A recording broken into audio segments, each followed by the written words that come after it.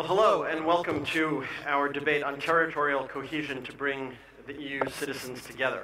My name is David Herzenhorn. I'm the chief Brussels correspondent of Politico, and on behalf of my colleagues, let me say how pleased we are to partner with the Committee of the Regions at this 8th European Summit of Regions and Cities.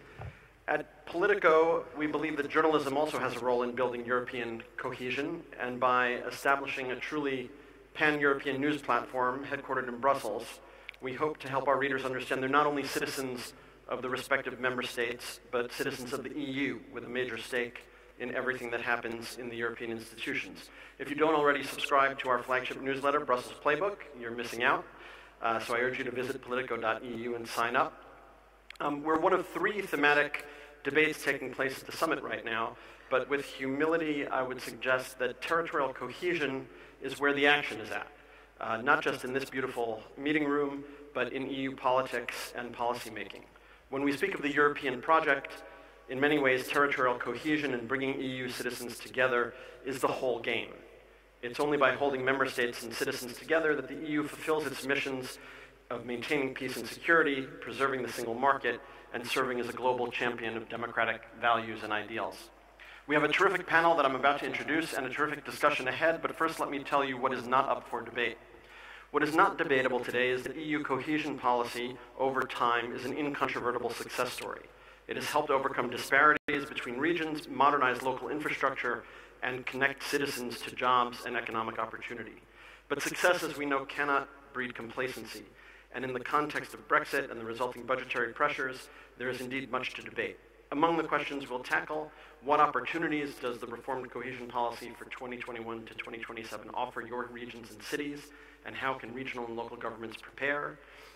How can synergies between EU cohesion policy and other local and national European policies be better exploited in this future context? How can citizens become more involved in place-based development strategies, and how can cooperation, such as the exchange of best practices, be raised to a next level?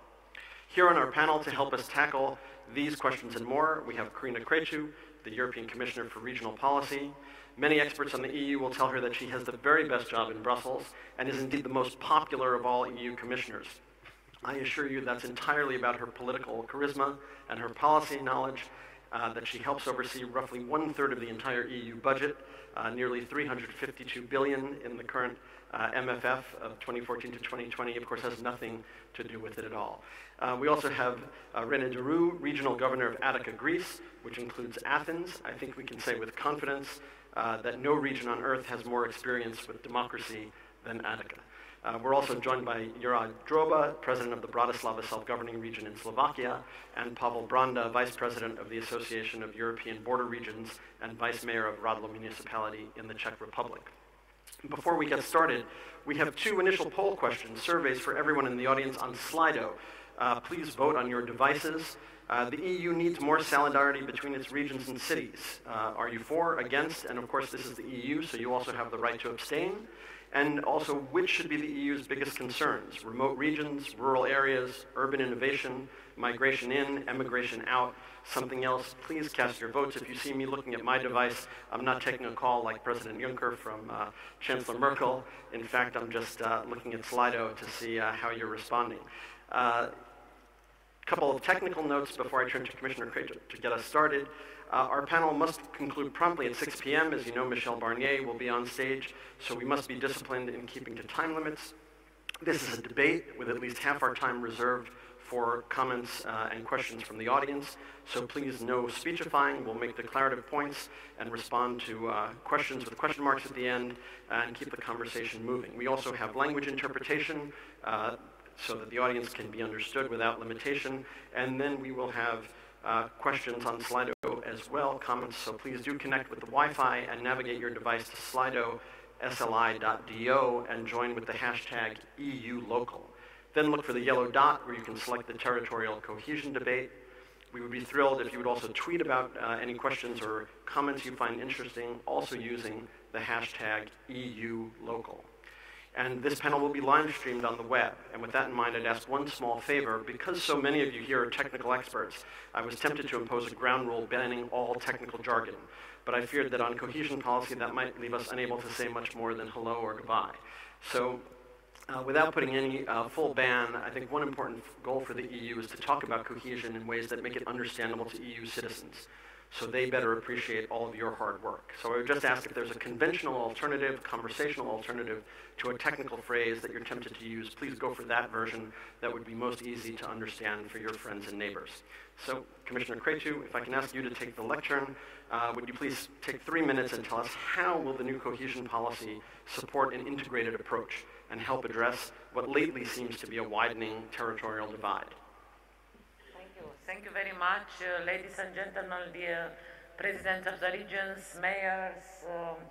Thank you also to Politico for having this interest in our debate, and for the Committee of the Region for our good cooperation that we have had now for more than 4 years.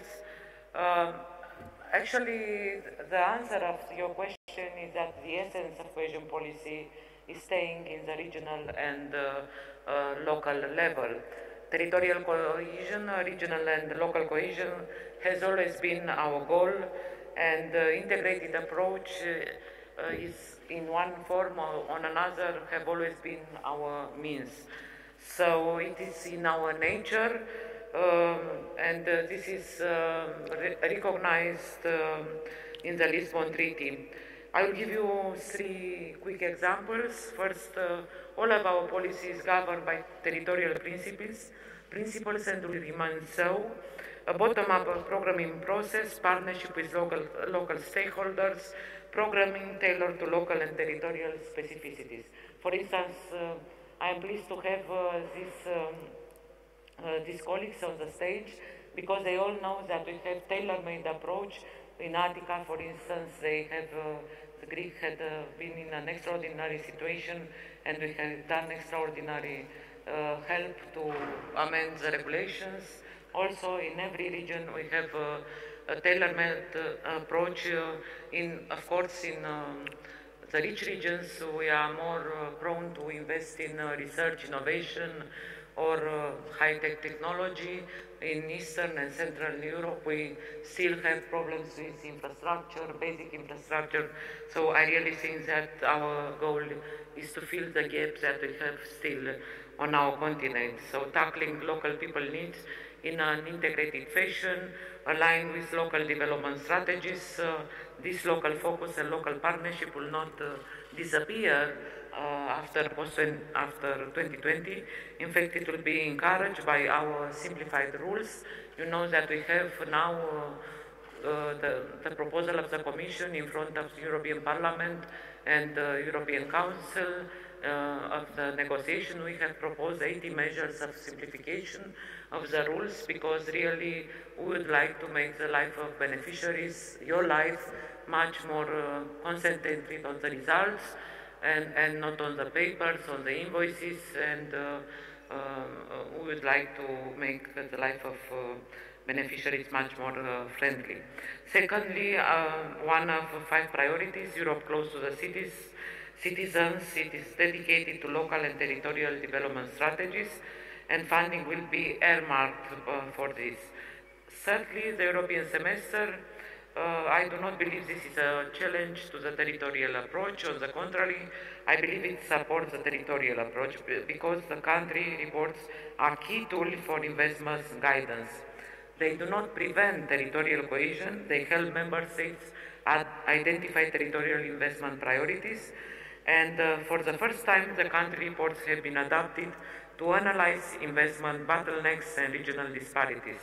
For this first time, cohesion policy funding is firmly embedded in the European semester cycle, so that structural reforms and territorial investments are aligned. I think territorial cohesion will gain from this. So in conclusion, ladies and gentlemen, cohesion policy has always been about territorial cohesion, and our proposal carries this forward, drawing up from local needs and tackling local initiatives to another level. We'll need now, of course, what we need now is a swift adoption of the legislative package that we have. So everyone here should use the influence to defend the territorial aspects of our proposal and to push for rapid attention. Thank you once again, and of course I remain at your disposal for answering questions about future, about present, about how we work together. And once again, thank you to all of you, to the Committee of the Regions, to the members, and to our moderator. Thank you. Thank you, Commissioner.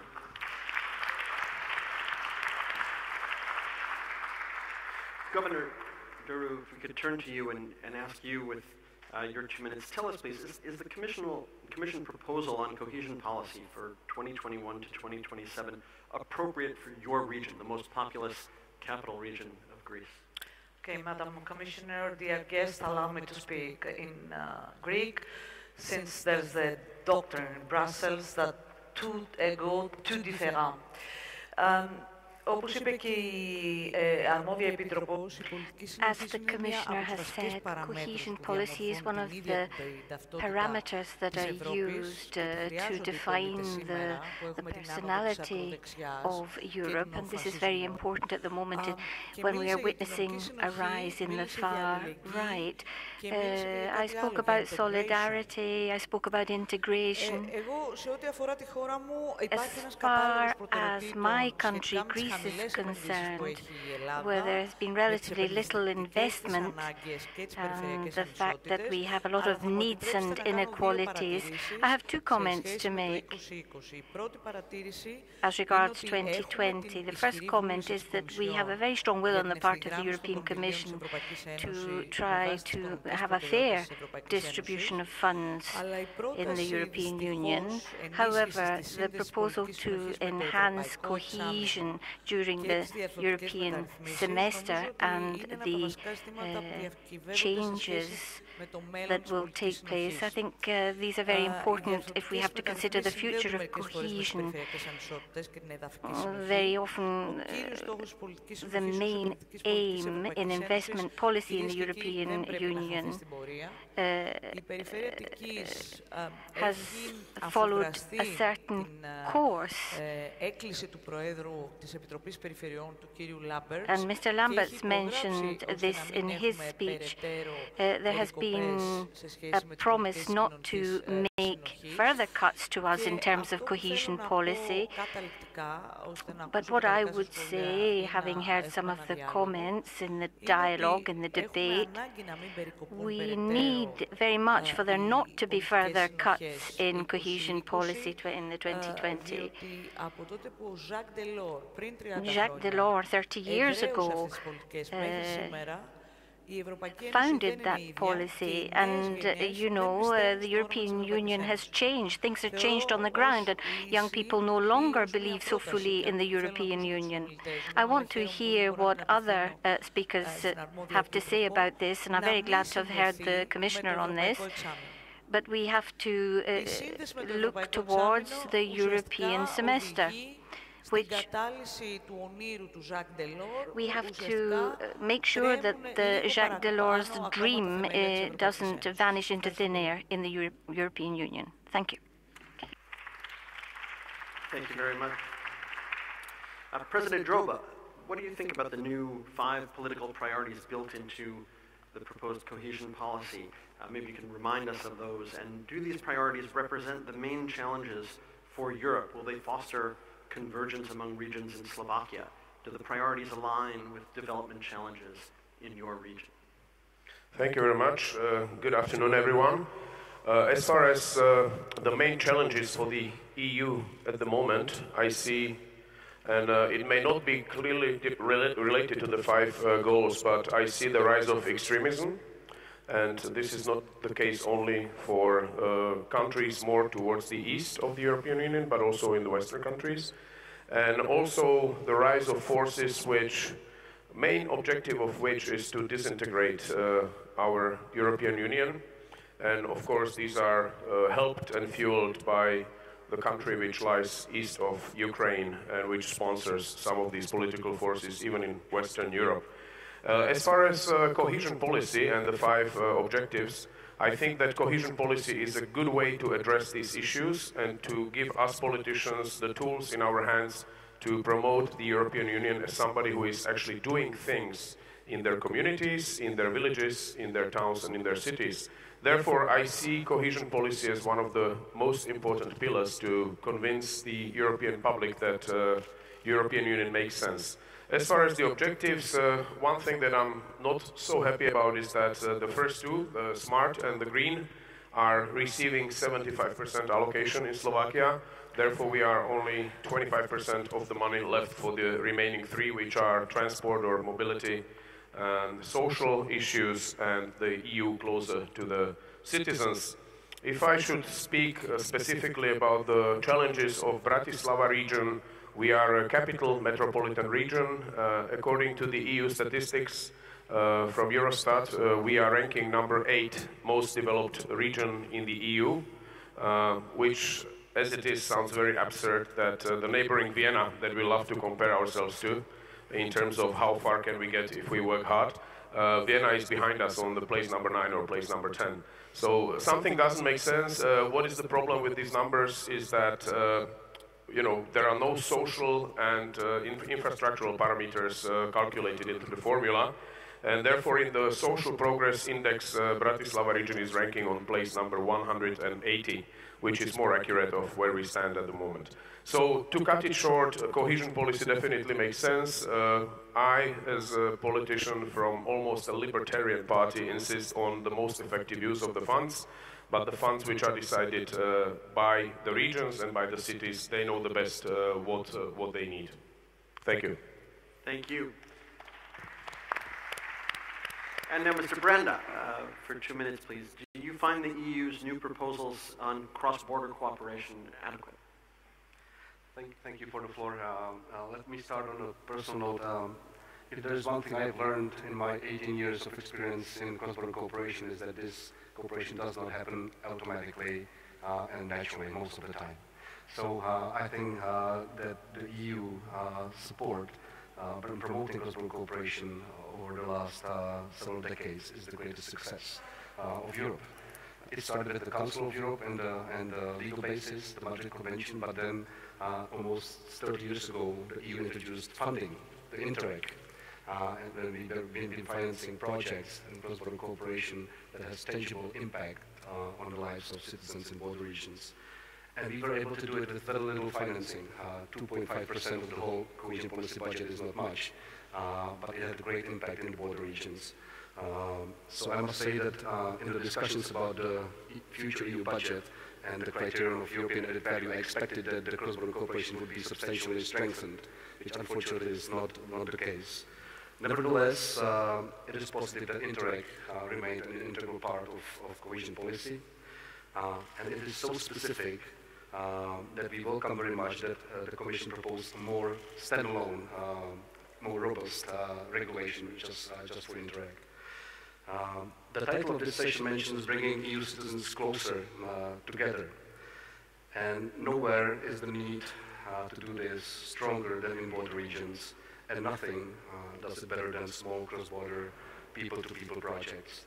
I've been a rapporteur on initiative opinion on this issue, and for the last 3 years we've been trying to make these projects known in Brussels. They are building trust, learning the culture, the language of your neighbor. And I must say that for the first time we managed to have these people-to-people projects anchored in the Interreg regulations and being a legitimate tool in cross-border cooperation. So we also welcome this as COR and also as ABR very much. The last aspect I would like to focus on, and that we welcome very much, that the Commission went beyond Interreg, beyond funding.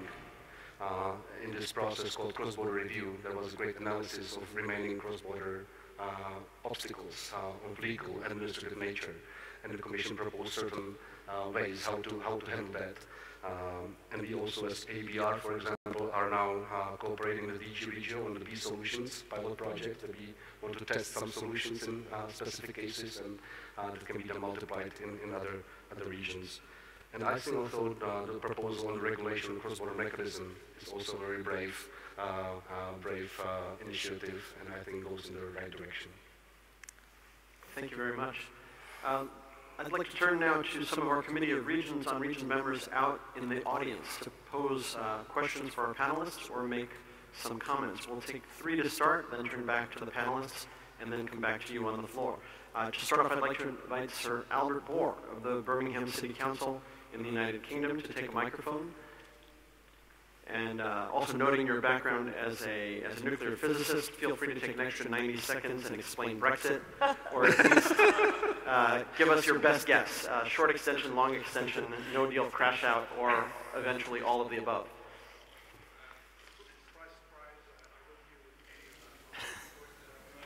Can you speak louder? Can you speak louder? Just make sure the Or change microphone.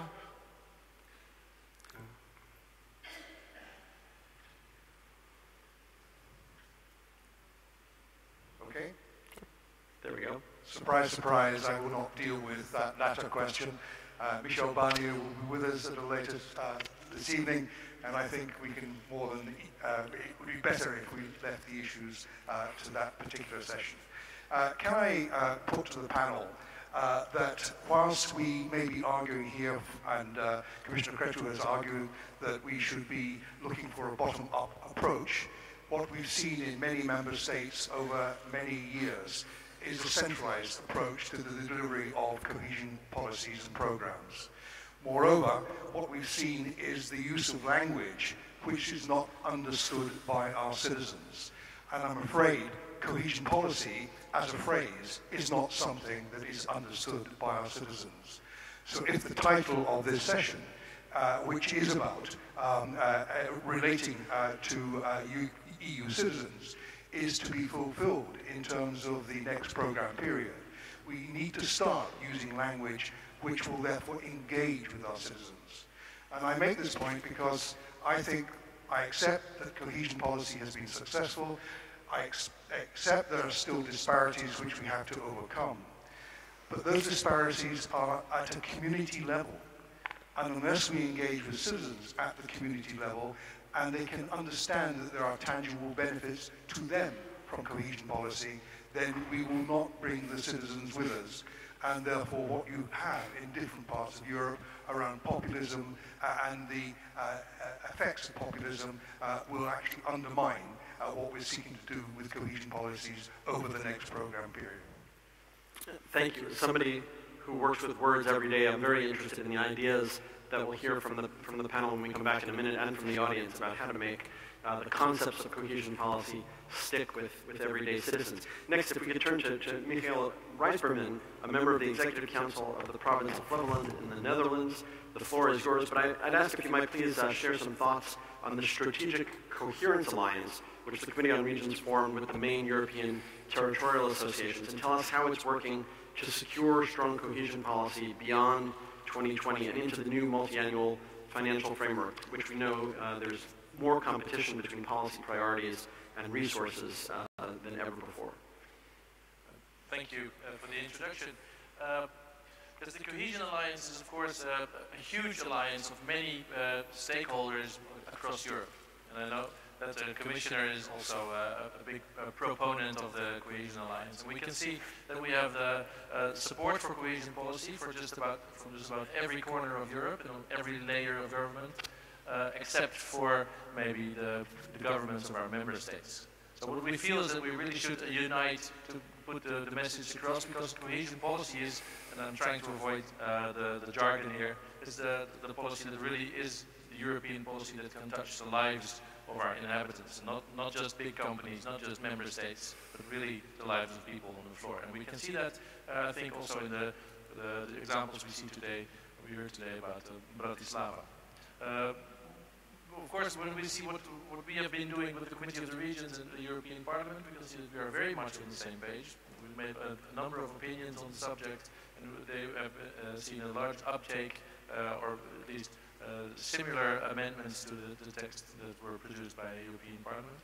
But what I would like to put forward for the panel is the question about the solidarity we are talking about here today. And I was last week talking to somebody from the region where Warsaw is located. I cannot really pronounce the name of the region very well, so I will not try to.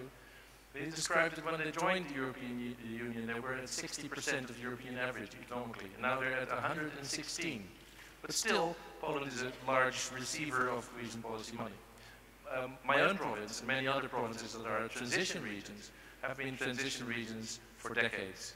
And what we can see across Europe is that there are a lot of transition regions which are really struggling to go ahead, to grow, to move forward, while there are other regions, like the region of Bratislava, which are really improving. I visited Bratislava in 1991 personally, and to see that the city at the previous summit, it was a huge difference. So it's very good that we can really see that the European Union is really promoting places, helping places along. But on the other hand, people from regions like mine, people like transition regions in France or across Europe, see that they are not getting ahead. And they are paying into the European Union. And they're feeling that they need to put on a yellow vest and protest. And this is the opposite of solidarity. And I think if we look at not just the economic indicators, but more the social indicators, the picture is different. It's a hugely complex issue. But people are really not feeling the solidarity. And I think to make sure that we can go ahead with the European project and promote solidarity, and people will be supporting Europe in the future, we really, cohesion policy is the tool we can use to achieve that. I was really interested in hearing the views of the panel. Thank you. Next, we'll hear from Marie-Antoinette Montpartuis. You here? She, as you can guess, is French, executive member of the Corsican Regional Authority. No, she's not with us. So we'll come back to the panel. First on the British perspective and the question of how to reach everyday citizens who maybe don't quite understand just how hard EU cohesion policy and regional funds are working to their benefit. I know the governor had some thoughts to share on this. Allow me to put it clear and loud. I'm not Euroscepticist, but I am 100% agreed with you. I'm used to say that there's this Brussels jargon, social cohesion or other, financial figures, that it's really hard to explain, especially, to young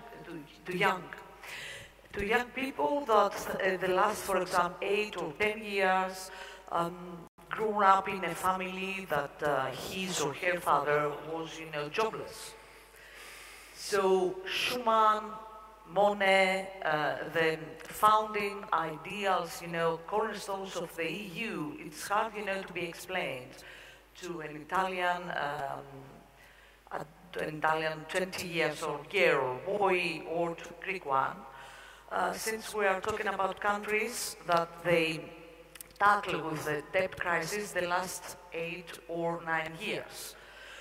So actually, it's not, a question of ignorance. For me, it's a question, of how we're gonna discover the ideal cornerstones of the EU that have been, lost somewhere in the Rue de la Loi. And it's really hard, if you are elected, to explain to someone who his or her father, stays jobless after years and years, how much important is not, to salute in a neo-Nazist way.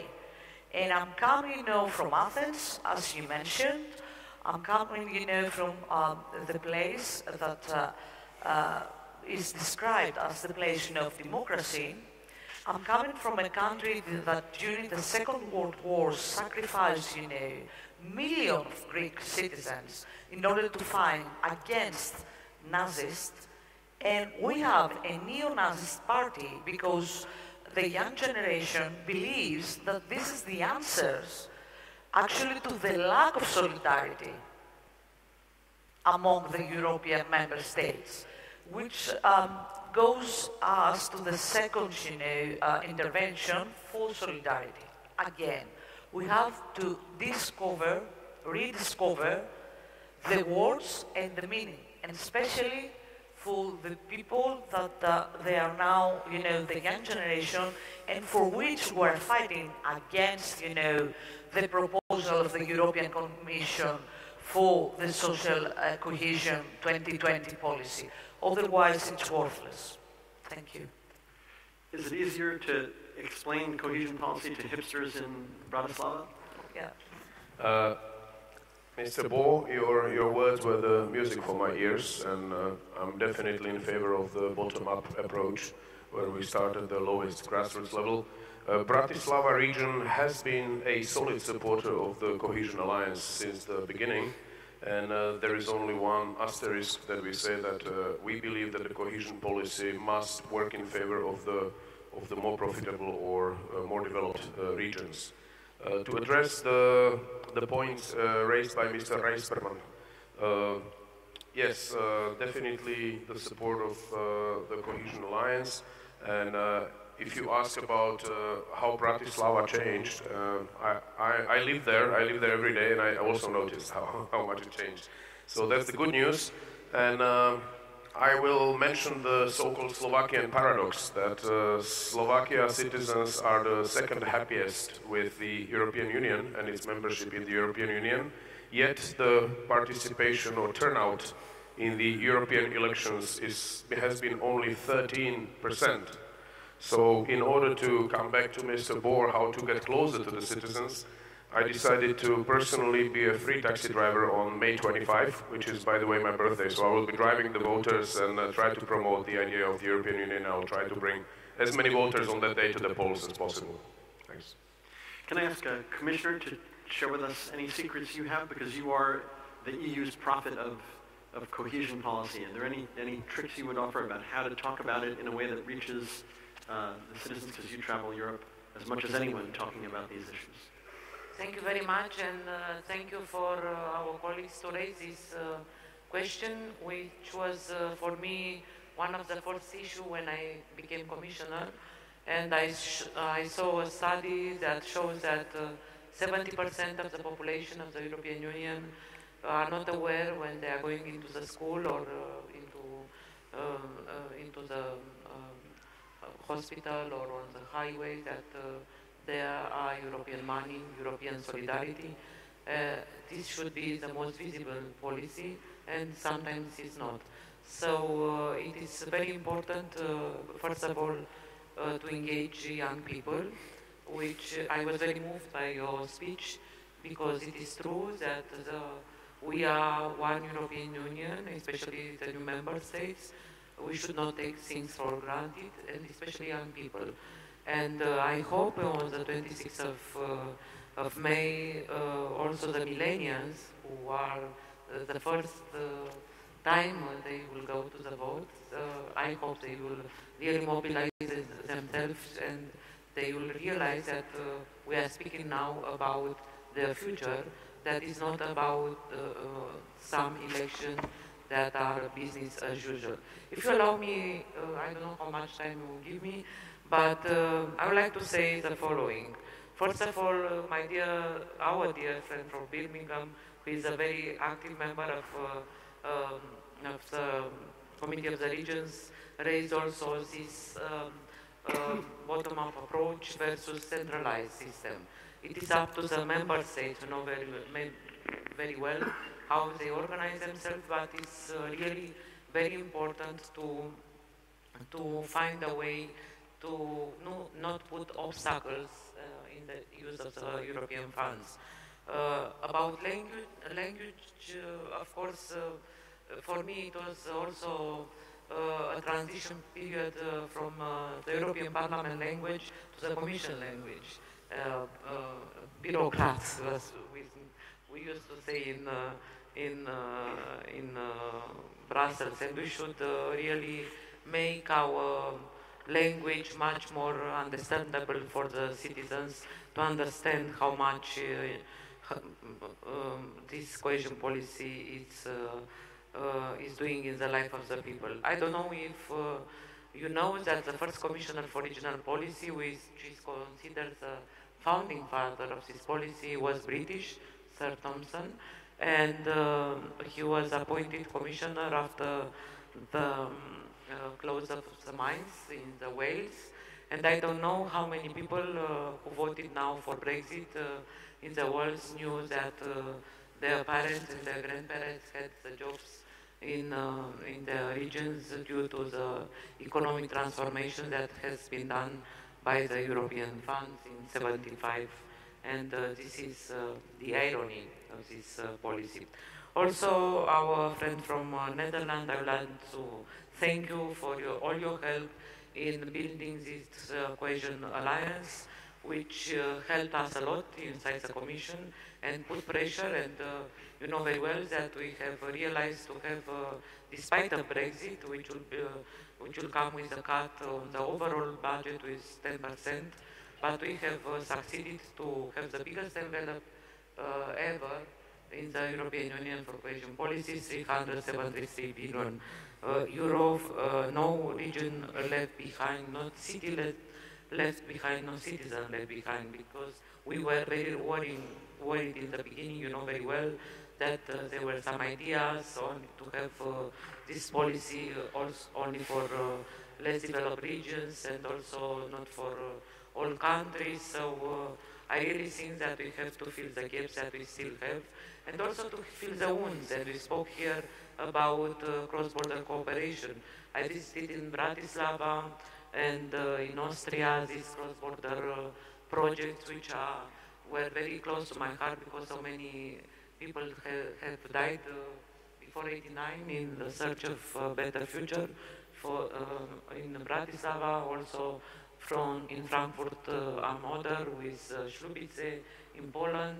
So I think one of the role of cohesion policy is also to heal the wounds that we still have on the map of our continent. Sorry for being a bit longer.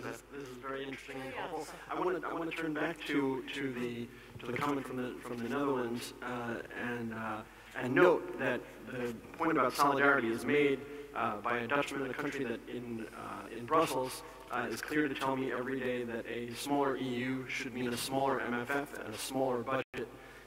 But the issue of solidarity is important, and of course we know that all member states don't think or speak with one voice. But I wonder if anyone has reactions to that and how big a fight it is to get the resources to really know that the resources will be there for these important issues in the next MFF. But Mr. Brown, you had a thought down there. Well, just one last comment on the issue. I teach every other semester at university, and once one student told me that the EU is a wonderful project with very bad marketing. And I must admit, sometimes I feel the same way. I've seen hundreds of projects being realized in my region, with the result of a small flag EU somewhere at the beginning of the cycling track or somewhere in the brochure.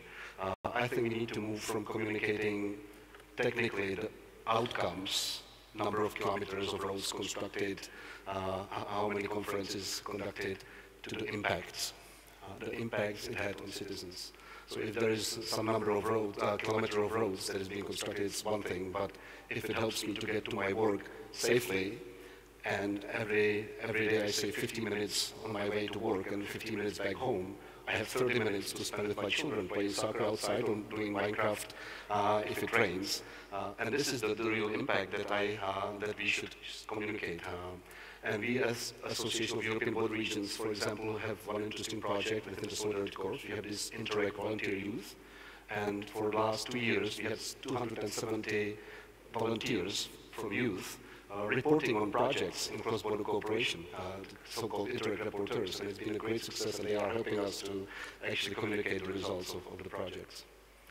Great. So we've heard a lot about the need to reach out to young EU citizens. Let's go back to the floor now with a special focus as we seek more questions and comments from young elected politicians in the room. Again, this is the EU, so it's up to each and every guest to self-identify as young or not young. But I understand there was agreement in trilogue to support the official guidance from the Committee on Regions, which is that 40 and under most certainly qualifies as young. First, I'd like to give the floor to Tatiana Baden, who's president of the Congress of Local Authorities in Moldavia. Is Tatiana still here in the audience? Not yet. Maybe we'll come back. I saw her earlier. Other thoughts from the floor? Please introduce yourselves. Tell us a little bit about who you are and where you're from, and then pose your comment or question directed to any panel member or to no one in particular. Okay, well, thank you very much. Is this working? Yeah, okay. So I'm Christopher Lillyblad. I'm one of the young local elected leaders, so thank you very much for hosting me here. I would like to... Where are you from? From Luxembourg and the municipality of Betzdorf, which hosts the European satellite company, in case anyone's interested. So One of my questions is about identities, and we've heard a lot about regions and subsidiarity and reducing or making regions more cohesive. But what's the role of identity in producing such cohesion and making people identify with communities at the local, at the regional, but also at the EU level, and not just as members of a national community? And then the other question that I'd like to pose to the panel is, are we also coherent with our foreign policy or EU external action policy when we talk about regional cohesion? Because when in the EU DG DevCo, for example, one of the core policies is deconcentration and decentralization, and I wonder to what extent our member states follow those policies within their own borders. Thank you. Great question. Any reactions to these issues of identity? A political scientist I know once said, our problems don't come from changing borders, the problems come when we don't change borders fast enough, and the EU has certainly made borders something more to enjoy than to fear in terms of bureaucracy. Commissioner, do you want to start? Droba. Okay. As far as the alignment between the policy of the region and the national foreign policy, I as a governor try to go in line with the Slovakian foreign policy. Unfortunately, at the moment, we have one member of the ruling coalition. I'm from an opposition party, but we have one member of the ruling coalition which starts standing in the stern conflict with the official policy line of foreign policy of Slovakia. So I, as a governor, also try to name the guilty one or the culprit, and of course we speak up and ask this party to come back to where they should be. As the other part of the question was about identity, what I can say about identity in the region is that unlike in Western European countries, the regions are natural, and some of them have a history of 500 and more years. My country was chopped up in quite an unnatural way, so it's very difficult to make people see the regional identity. They do identify with their place of birth. They do identify with their city, home city. They identify with Slovakia as a country. Even the national minorities who live in my country lately identify with Slovakia as their home. This was not the case, for example, of the Hungarians living in Slovakia in the early 90s. But the regional identity is somehow lacking. But it's not because people don't believe in the region where they live in, but it's more because there are, let's say, 3 or 4 different cultural identities in such a small region as Bratislava. My region is only 2,000 square kilometers, although it accounts for more than 30% of the national GDP. But there are like 4 different identities only inside my small region. Okay. Actually, 2 remarks. First, for the issue of identities. The last 5 years, we are talking in Brussels from the transition from EU member states to EU regions, European Union regions. And sometimes in the past seems to be, the correct path in order to avoid the rivalry of identities, the upraise of nationalism and a competitiveness between the member states that, ends up to trespass. Of course, the Catalonia case is not helpful at all, and I think that day by day, month by month, the discussion from the transition from EU member states to EU regions went back. The second is that I'm not sure that if we don't, speak for the immigration, refugee flows to some member states compared to others, we can end up to concise and coherent results not from the territorial inequalities or for the challenge of territorial cohesion, but for the economical, financial, as well as European identities cohesion. And I think, I think that we have to point out that for the sake of our conversation, either for the territorial cohesion or for the crucial issue of the European identity, compares, to minorities, we have, to comment a little bit from the immigration refugee flows that is not, a crisis in order, to wait, to fade up. It's a phenomenon for which the European Union was not prepared at all. And this is the reason for which countries like my country, tackled with the immigration refugee flow, while other countries, they did, share the responsibility and not the burden.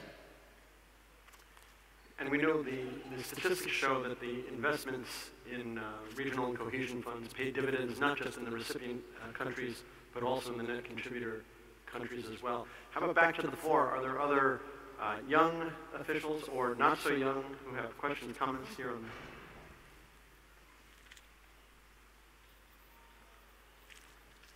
that? Again, please introduce yourself.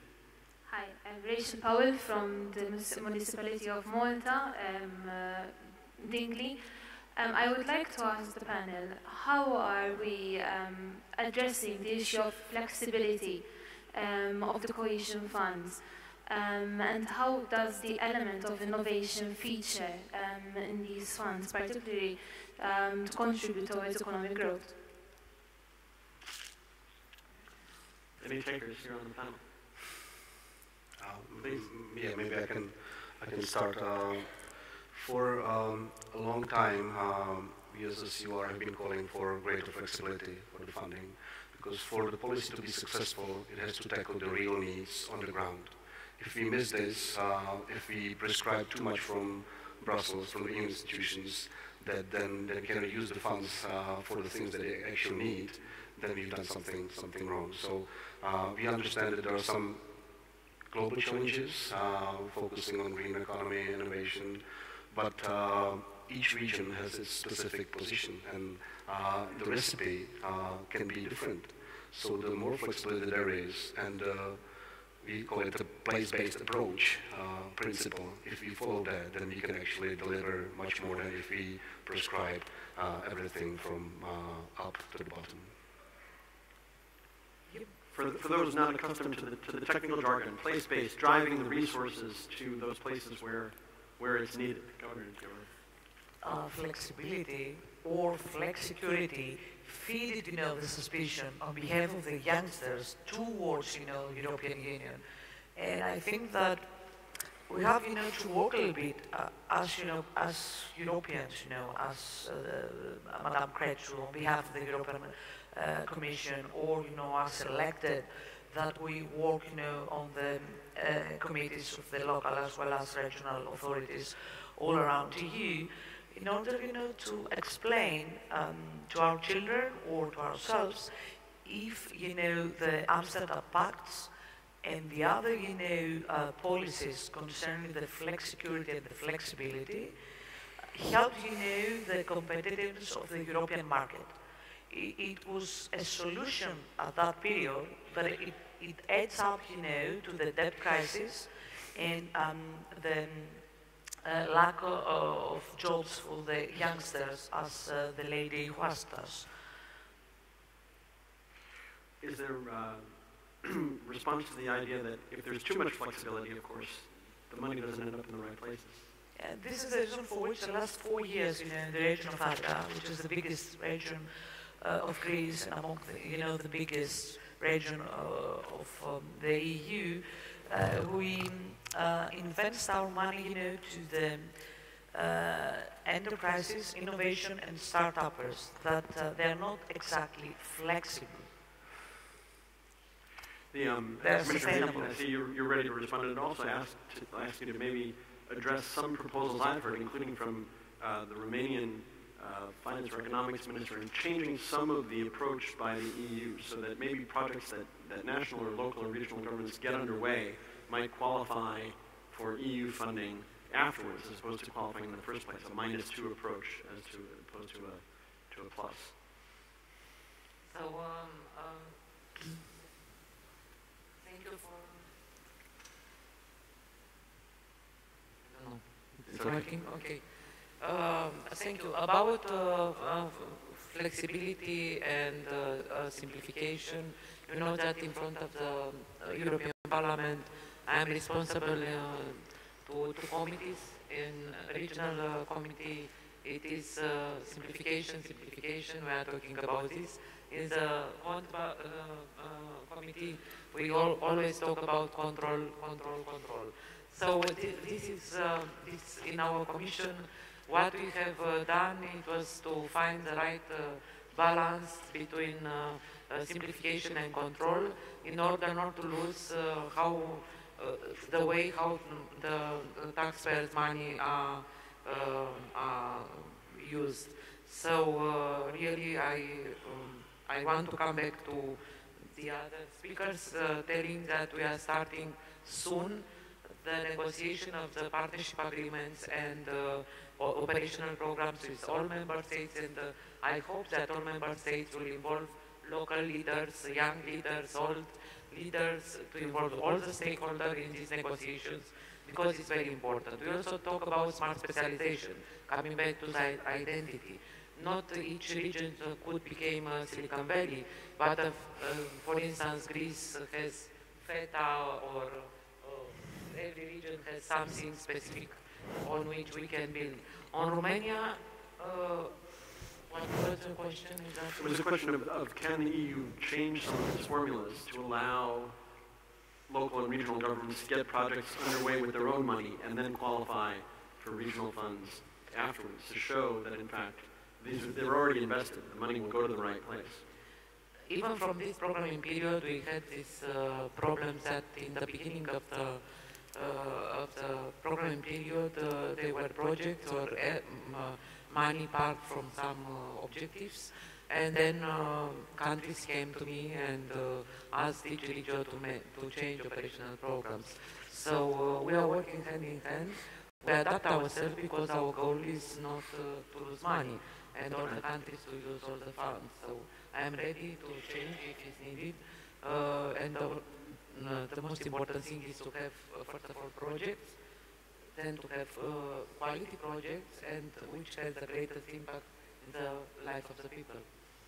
Great. So we're eager to get more questions from the floor, but we're now joined by one of our committee on the region's members, Marie-Antoinette Maupertuis, who is French, as you can guess from her name, executive member of the Corsican Regional Authority. Great that you're able to be with us, and maybe you could share a few thoughts. Thank you. Merci. Donc, Maupertuis, région Corse, I'm du from comité the région et de la Côte-Ter. J'ai réalisé un rapport au comité des régions relatif à la future politique de coopération territoriale européenne. Le sujet de la session concerne comment faire plus de cohésion entre les citoyens européens. C'est de la cohésion territoriale, mais c'est aussi de la cohésion entre citoyens. Et je crois qu'il faut pas oublier qu'un programme comme Interreg, dont peut bénéficier de nombreuses régions européennes depuis plusieurs années, a vraiment une très grande valeur ajoutée, et que dans la future politique de cohésion post-2020, il convient de maintenir ces programmes qui non seulement ce programme Interreg permet effectivement de la convergence économique, plus de compétitivité pour les régions, mais aussi qui permettent aux peuples européens de travailler ensemble. Et dans le contexte actuel, and in the current context, and looking at the problems recasting Europe, it's very important that the Commission and Council should continue to defend the Interreg program, but also cooperation between states, across border and regional cooperation. It's important, I think, to underline all of these things. Thank you. Thank you. Responses, or we'll go back to more questions. More questions from the floor. Yeah, hello, my name is Christine Jung. I'm a councilwoman of Germany from Saarbrücken, that's border region to France and Luxembourg. And I think the cohesion policy is the best way to make people aware of the impact of the European Union. And especially Interreg is the best way to bring people from neighboring countries together by a common infrastructure or common educational projects to learn the language of the neighbor country, or sports projects that really bring people together. But on the other hand, for the competition competition of the cities, we see that it's difficult to involve, for example, companies because of the competition issues.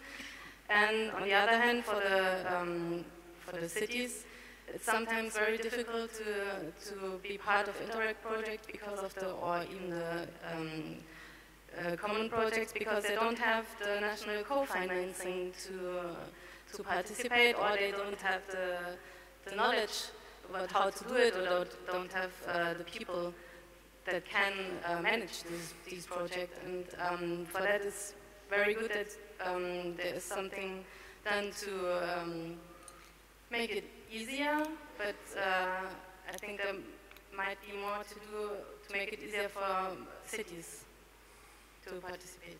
Thank you. Thank you. Yes, thank you for this this comment. You're speaking from my heart. Of course, Interact is different from the mainstream operational programs because it tackles all the varieties of everyday lives in the border regions, for example. So it's from the big infrastructure projects to the small people-to-people cooperation between firemen and kindergarten children, and learning the culture of your neighbor. So that's why these so-called small project fund is now an essential part of the Interact regulation, and you can use some of the money to actually finance these small people-to-people projects in a decentralized way. So you don't compete with projects all over the border, because now we have usually the rule, one border, one program, but you are managed, for example, by your regions, so that are very close to the applicants. So even the smaller NGOs and the smaller municipalities don't have such a capacity to develop bigger projects. So this money is accessible for them. Even if it's several thousand euros, it makes a difference on the ground. And now even in the regulation there is a provision that small projects under 100,000 euros need to be financed through simplified cost options. So it was not always the case, to be honest. Sometimes they were the same complications as the big projects, but now hopefully they will be much easier to finance. There might be lump sums and unit costs used, so they will be also easy to control, and not such a great administrative burden will be also on the intermediary bodies that manage the project. So I hope we do our best to improve these and make Interact more accessible even to the grassroots level.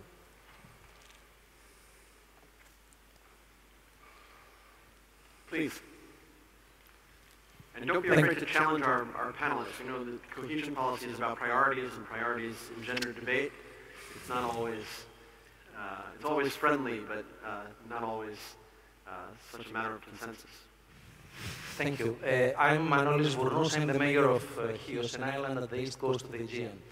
The islands are a part of the European territory which has specific and much more special problems as far as territorial cohesion is concerned. And it very much has an impact on the economy and the society of the islands, since the transportation is a very special issue for islands and for goods and people as well. So I would like to ask the Commissioner, who has a personal view of the area, are there new plans to be implemented in the European policies that you are about to introduce for the European Icelandic areas?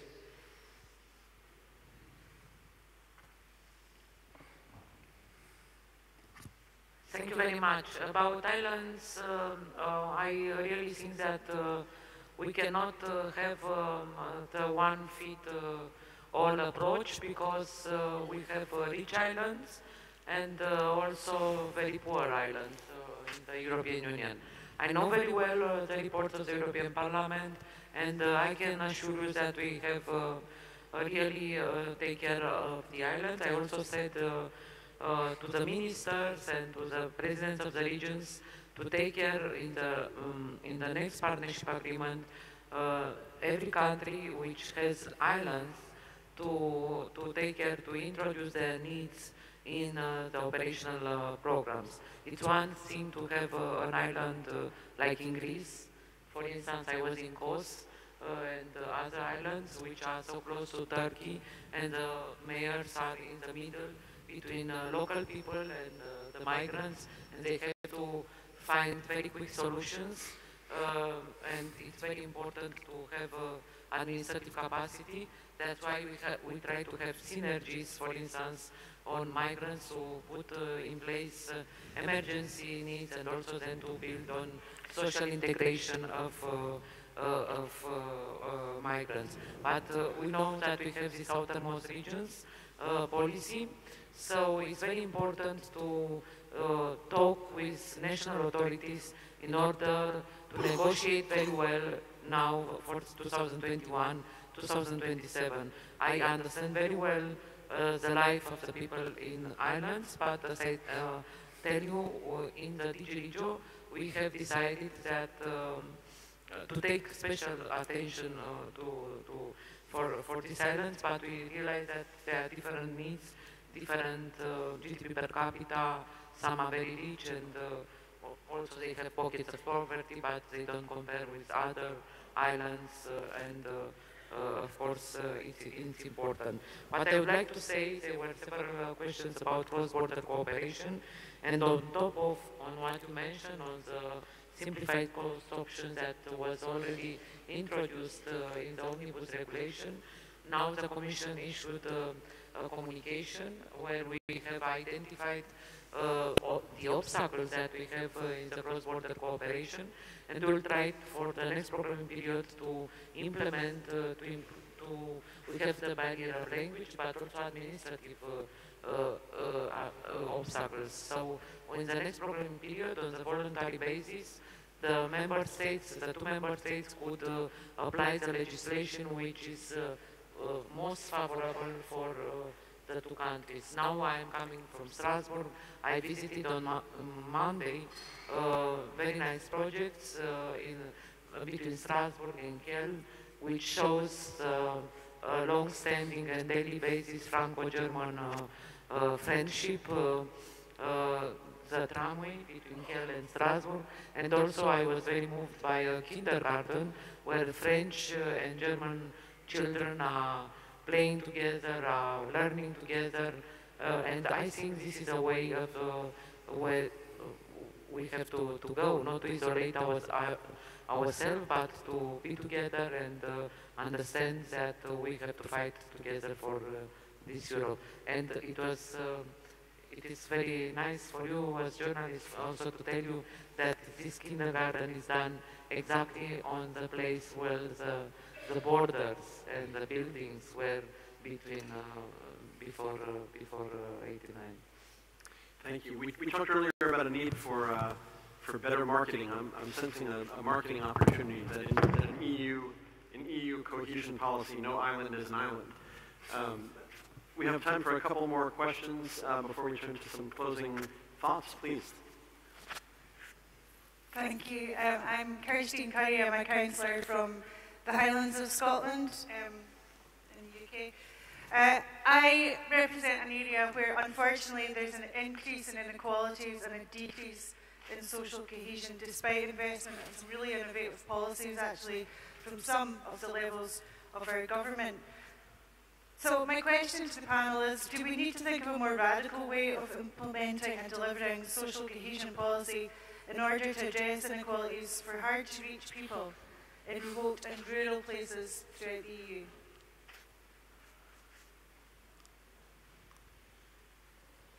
Any radical thinking among our panelists? Good. Please. Well, I'm not quite able to address this from the point of view of my region because we are the central and metropolitan region. But what we try to do in Slovakia is to introduce also systems of solidarity within the region. So There are some faraway regions, you know, the northern eastern border with Ukraine and Poland. There are some specific measures done in order to encourage people to stay there, because the problem is that these regions are really depopulated. People leave because of the lack of job opportunities, because of the lack of infrastructure and so on. In terms of the Interreg, I was going to point out some specific things why I think Interreg is way beyond the practicality, and I think it's one of the most powerful marketing tools in the long term. And I will be specific for some cross-border projects between Slovakia and Austria, where, for example, we are building the second bridge across the Moravia River, which is excellent for Austrian cyclists and recreational people coming to Slovakia and the other way around.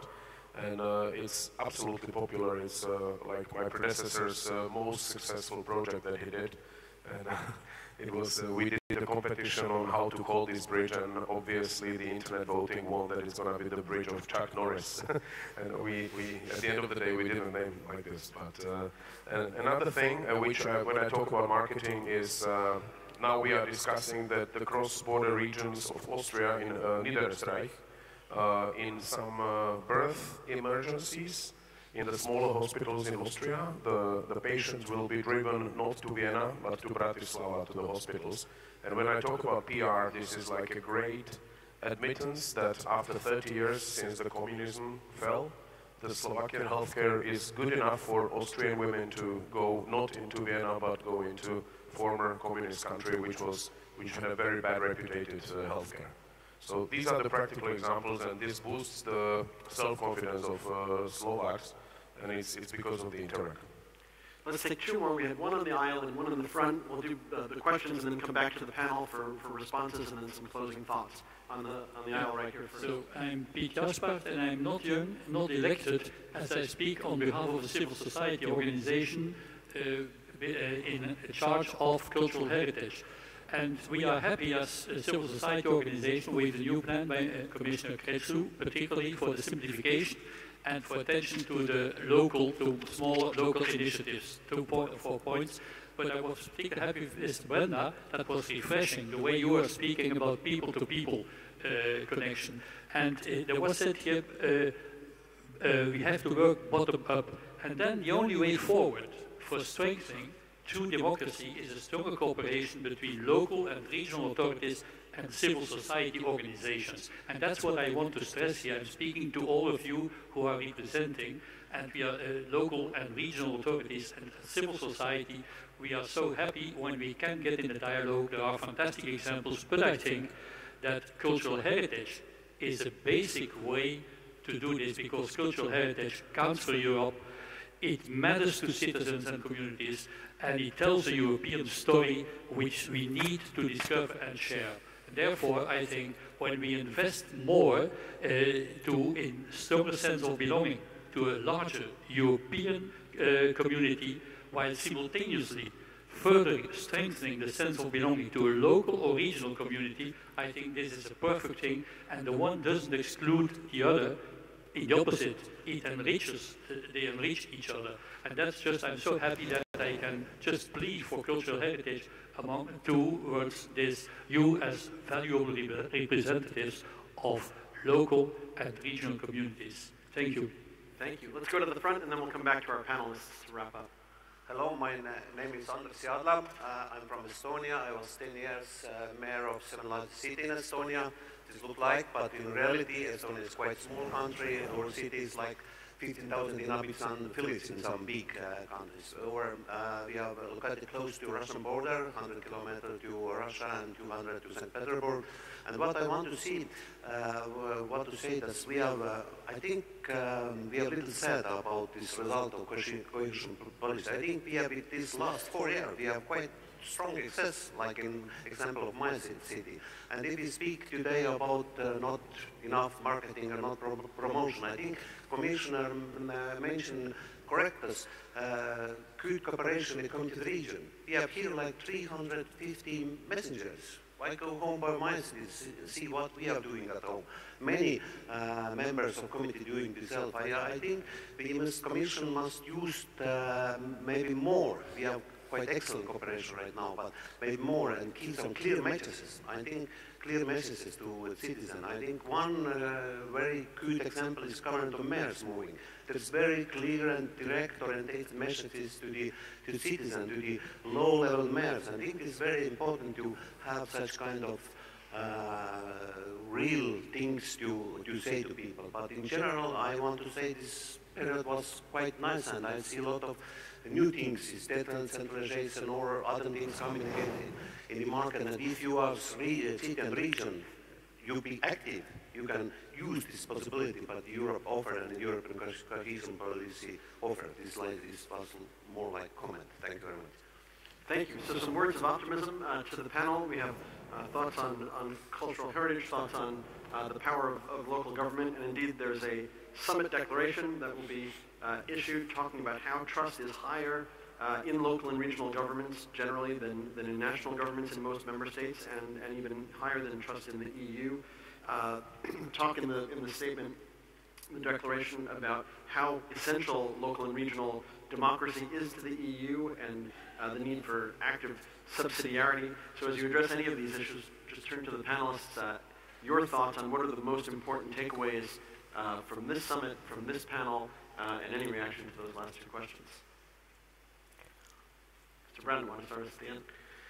Yes, firstly, the reaction to the comments and questions. I agree with you about the importance of culture, especially in the border regions and the civil society, engaging the civil society. The people sometimes have to have some reasons to interact. And sometimes those are fields that were not actually supported by the EU, like the cultural heritage or historical landmarks or sites, or tourism, for example.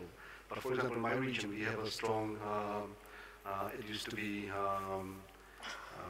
part of the Sudeten that was occupied by the Germans, then all the German inhabitants were expelled. The border between Germany and Poland moved very far towards the former Germany. So we are looking for things that unite us, and we've discovered that the common history that we had, not only the difficult one, but even the one that is not that recent, that was common. It used to be part of the Czech lands. Many of the German cities have, for example, Czech lion in their signs, because it was under Charles IV that was founding these cities. So going back to these common roots helps us to overcome the prejudices that exist there naturally. And with the younger and younger generations growing up in this environment, being able, for example, to study in 3 different countries each year at one virtual university and get a degree in all 3 countries, they think totally differently about the past. They don't worry about the past, they worry about the future, and they see it as a common future in our little triangle, for example. So I think these things as culture and other things that are of interest to all of us can unite us, and we should be able to support them. Thank you. Mr. Droba, closing thoughts. I really like the summary of my Czech colleague, Pavel, and what I can add is that we definitely advocate multi-level governance, both at horizontal and vertical level. And when I say horizontal, I mean cooperation between the municipalities, self-governing areas, and NGOs. The cohesion policy is something which unites us, and I didn't hear anything against cohesion policy on this forum today, which makes me quite happy, and I agree with the fact that it must be built from bottom up, otherwise we make table decisions from Brussels and try to implement them, and not always does it work, and it may discourage people in our communities when they look at the ivory tower of Brussels. And so, you know, and last but not least, I come from the party of economic liberals, and our religion was low taxes and as low as possible redistribution. And now that I became a local politician, I started understanding how important it is to put together money that can finance infrastructure projects. And so I personally myself moved more to the center from the very economic right. And I think this is a good thing. Well done. Congratulations. So 3 final remarks. Since I started in Greek, I'm gonna finish in Greek. Το πρώτο, σε σχέση με το Interreg, On the question of Interreg, νομίζω ότι πρέπει να ενισχυθεί για την I think περίοδο it has to μετά be το enhanced after 2020. Πάλι 2020. δράτω με τις ευκαιρίες της παρουσίας της αρμόδια επιτρόπου. And now that the Commissioner is here, that's something I really wanted to say. We have a program mentioned by some of the younger speeches concerning this need to set up a network. And I'm very happy that the three people in the panel have flagged up how the Interreg program must be strengthened, must be enhanced after 2020. On another point, when we compare, for example, Estonia and Greece, or France and Slovakia, we have to να προσπαθούμε για το παγκόσμιο εγχείρημα της ενοποίησης και της Ευρωπαϊκής Ένωσης. At some point try to harmonize. Σε αυτό με το οποίο θέλω να τελειώσω. Σε 2 μήνες έχουμε κάλπες για το Ευρωπαϊκό Κοινοβούλιο. Month's time we have the elections, and I think these are going to be the most important elections that we've ever had within the construct of the European Union. We spoke before about Jacques Delors, and we don't want to lose the principles he set out. And if we want to keep cohesion, we all must realise how important it is to vote with a different way in these upcoming elections. Thank you very much. Our Commissioner will share some final thoughts and leave me 1 minute to finish. Thank you very much. So in 1 minute I can just say that I hope that this summit will bring European Union closer to the citizens, in the sense that citizens will understand that Europe is not Brussels. Europe is about 500 million citizens, and we are in Brussels just to help member states and regions. And I would like to congratulate all of you for all the efforts that you are doing for a better life for your regions, for your cities, for prosperity, and for growth, better jobs for people. So really, I think this is a very important message that we can send to the citizens, that European project should go on. Our chance is not other than to remain optimist, and I fully share all these opinions that you said about these European elections. I said in the beginning, it will not be business as usual. It will be about our future, because really, you know very well that never than today this European project was attacked. So it is our duty as pro-Europeans to defend this project, which brought so many things as prosperity, peace, the possibility to learn and work wherever we want in the European Union. So let's be optimists, and thank you once again to you, moderator, and to all of you for being here. I hope you enjoy Romania and Bucharest. Thank you. Thank you. Well, terrific. This has been a fascinating conversation. I think we even managed to convey quite a few ideas without technical jargon that all citizens of the EU can understand. I'd like to thank all of our panelists and the audience. Thank you. Also our interpreters. Without you, there would certainly be bigger obstacles to interregional understanding, cooperation, and cohesion. Thanks to the technicians and the organizers. There's just a quick 15-minute break, and then Mr. Barnier, a distinguished former EU Commissioner of Regional Affairs, will take the stage. I think he'll tell you that it was his time as in charge of regional policy that enabled him to hold together EU 27 unity the way he has through this Brexit process. So thank you all for joining us. Have a great evening.